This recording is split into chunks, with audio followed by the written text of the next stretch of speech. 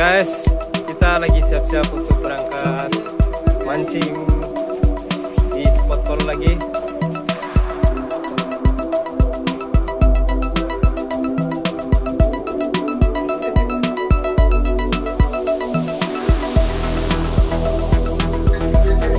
Ini adalah kru kami yang akan ikut mancing hari ini di spot Kolo.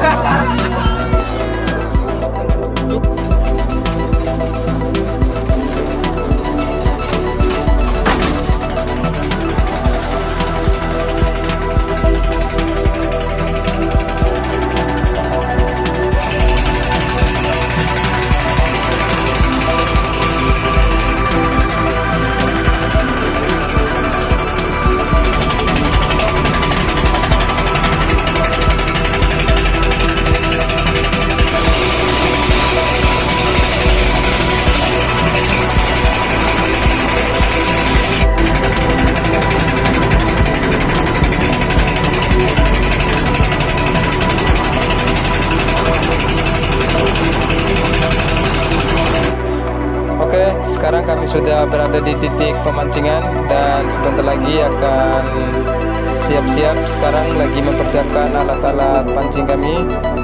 Mudah-mudahan banyak hasil tangkapannya hari ini guys.